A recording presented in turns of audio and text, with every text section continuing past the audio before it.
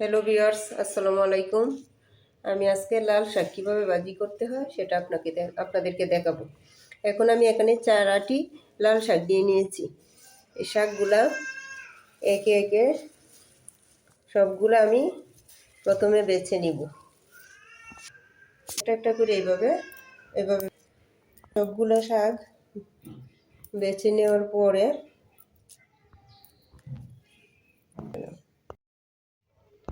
সবগুলো শাক এইভাবে বেছে নিব। প্রত্যেকটা শাক এইভাবে বাছার পরে এরকম হয়েছে। এখন আমি পরিষ্কার পানি দিয়ে ভালো করে ধুয়ে নিব। শাকগুলো ধুয়ে নিচ্ছি, ভালো করে ধুয়ে পরিষ্কার করে নিলাম। এখন একটা পাত্রে, এরকম একটা পাত্রে আমি শাকগুলো দিয়ে দিব। এরকম একটা পাত্রে সবগুলা শাক দিয়ে দিব। দিয়ে দেওয়ার পরে আমি চুলাটা অন করে দিব। একটু মতো লবণ দিয়ে দিব।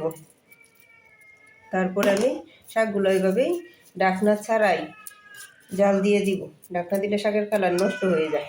এখানে নিয়েছি আমি কিছু কাঁচামরিচ এবং রসুন নিয়ে নিয়েছি 2টা এবং পেঁয়াজ নিয়ে নিয়েছি 1টা। শাক ভাজি করতে এই উপকরণগুলো আমার লাগবে। শাকটা এইরকম হয়ে গেলে আমি কিছু কাঁচামরিচ দিয়ে দিব। দিয়ে ভালো করে নেড়ে চেড়ে মিশিয়ে নেব। ভালো করে সিদ্ধ হলে তারপরে সিদ্ধ হয়ে গেছে, শাকটা ভালো করে সিদ্ধ করে নিলাম। এখন আর 2-3 মিনিট জাল করে নামিয়ে নিব। পানিটা শুকানো পর্যন্ত আমাকে অপেক্ষা করতে হবে। যেহেতু একটু পানি রয়ে গেছে, এই জন্য আরও 2-3 মিনিট অপেক্ষা করতে হবে। শাকটা ভালো করে সিদ্ধ করে নিলাম। সিদ্ধ হওয়ার পরে শাকের কালারটা এরকম আসছে। এখন শাকটা আমি ভাজি করে নিব। একটা কড়াই বসিয়ে নিলাম। কড়াইটা গরম হওয়ার পরে এখানে আমি পরিমাণ মতো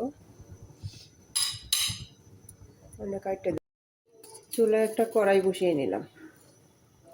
কড়াইটা গরম হওয়ার পরে এখানে পরিমাণ মতো দিয়ে দিলাম তেল দেওয়ার পরে দিয়ে দিব রসুন কুচি, তারপরে দিয়ে দিব পেঁয়াজ কুচি। দিয়ে এগুলোকে ভালো করে নাড়াচাড়া করে ভেজে নিব। বাদামি কালার হয়ে গেলে পেঁয়াজ রসুনগুলো এরকম কালার আসবে। ভাজার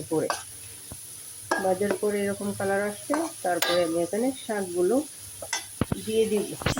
শাকগুলো নাড়াচাড়া দিয়ে 3-4 মিনিট রেখে দেব। 3-4 মিনিট পরে আমি চুলাটা অফ করে দিব। তৈরি হয়ে গেল আমার লাল শাক ভাজি। আমার পেজে লাইক এবং সাবস্ক্রাইব করতে ভুলবেন না প্লিজ। আল্লাহ হাফেজ।